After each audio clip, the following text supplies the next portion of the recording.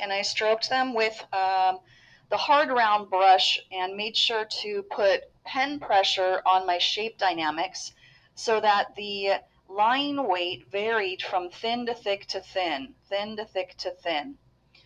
Keep in mind too that I also rasterized those path layers so that I could erase some of them to make it look like they were weaving over and under some of my shape layers.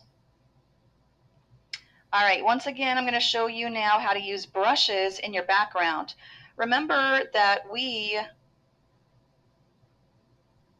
used Refine Edge and a layer mask to hide your background. So right now my person is sort of removed from their background by a layer mask.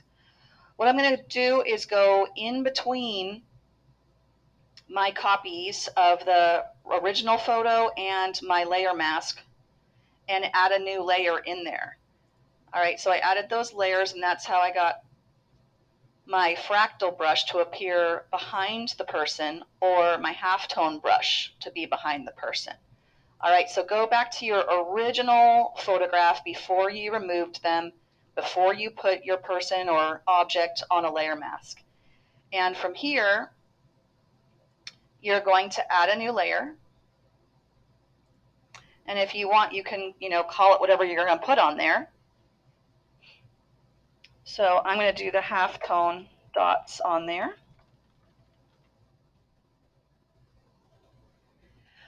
All right, now where did I get my brush? All right, so I went to brusheasy.com and I searched for fractal brushes, and you'll see that there's all kinds of fractal brushes. There's like ocean fractals, or scientific fractals, or smoke fractals, and some of them are radial and some of them are straight. All right, so you could get a fractal brush. I also searched for halftone.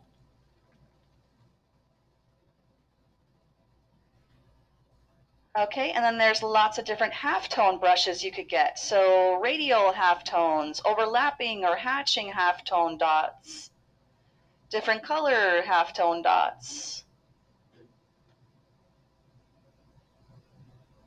All right, and remember, all you've got to do is click on it, click the blue free download, wait for it to download.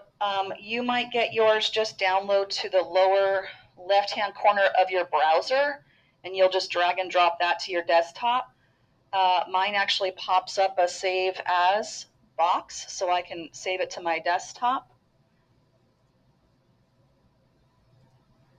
All right, keep in mind, you can search for anything you want. They've got all kinds of brushes. You could search for floral brushes. You could search for galaxy brushes, smoke brushes, texture brushes. You could also make your own brush.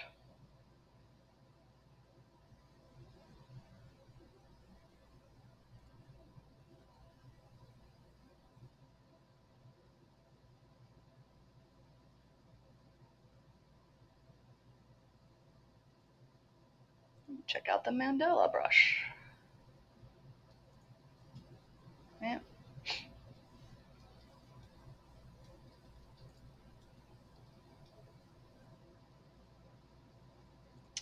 All right, once you've downloaded the brushes that you want, keep in mind that it might download as a zipped folder, like for me. So if it downloads as a zipped folder, you want to double click on that folder and drag and drop the brush, the .abr, out of the folder.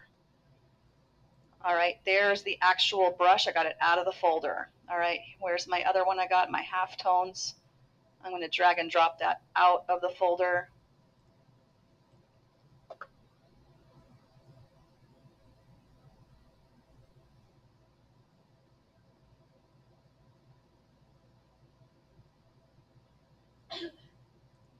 All right, now to load the brush, I'm going to go to the brush tool in Photoshop.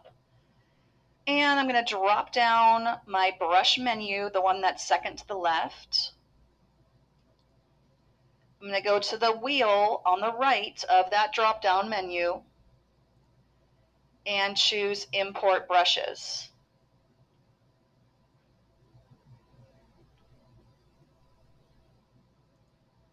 I'll browse for that on my desktop. That's where I saved it. And notice it's only popping up the .abr files, so it doesn't even read the zip folders on my desktop. That's why I had to drag and drop them out of the folder. All right, so now I can grab that one. It was the dot splatter, and I'll click load. All right, I'm going to scroll down. It's going to be the folder at the bottom of my brush menu now. There it is. I'll click it to open it up. And now here's all my new halftone brushes that I downloaded. Now I'm going to use the halftone brush as a stamp. I'm not going to paint with it. I'm simply going to click and stamp. So at the moment I'm just hovering to see, which one looks kind of cool. I can reduce the size, or I can just take part of the brush. All right, remember again, I made a new layer above my background copy below my layer masked person. Okay, I'm going to get my eyedropper and sample a color from my document so that I keep a nice unified color scheme going. Then go back to that brush tool and stamp. All right, there's one of my halftone brushes. I'm going to try out a different one.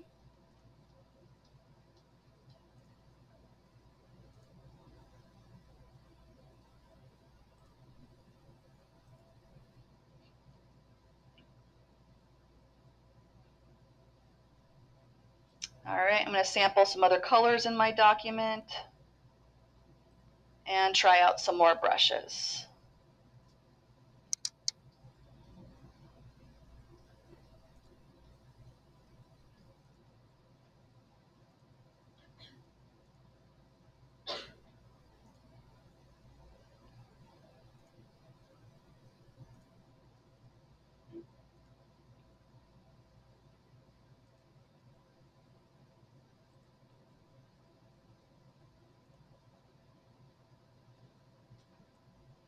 Okay, so I could use that. That's my halftone ones, or I could hide that and try out those fractal brushes that I downloaded.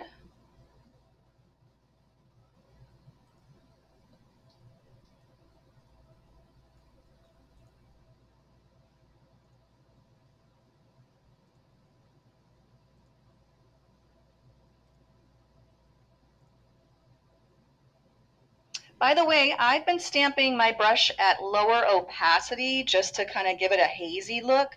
So I reduced my brush to about 40 opacity, but if I bump it back up to 100%, take a look. All right, so I've got more of the brush now.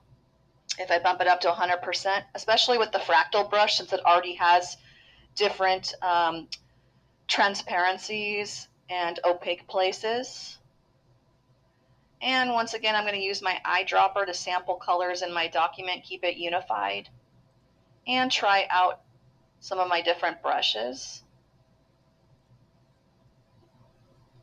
And don't forget, when you're in the brush tool, you can open up your brush presets folder and you can edit that brush. So if you want to actually paint with the brush, you can increase the spacing and play around with how much or how little of it scatters. Or you could play around with the direction of the brush. So I'm going to rotate my brush a little bit, and then I can use it again.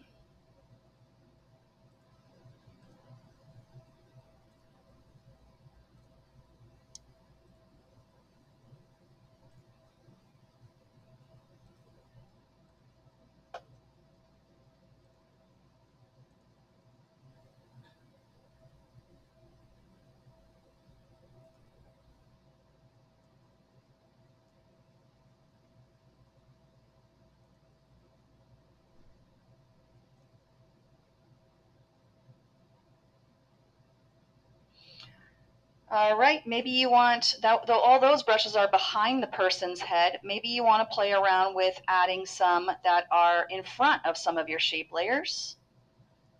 So I'm just going to play around with adding another layer and making some of them overlap. And once again, I'm going to name my layers. I like to stay organized so I can go back and find that layer later.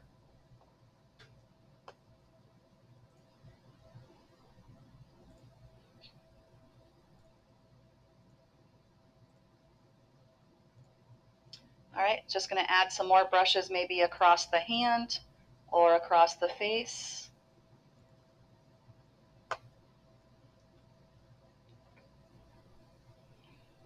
All right, so continue adding shape layers, drop shadows, continue adding some hand-drawn paths using shape dynamics, maybe pen pressure or fade line weights, and then play around with some brushes or other images that you could add behind your focal point or possibly overlap your focal point like I did with the brushes.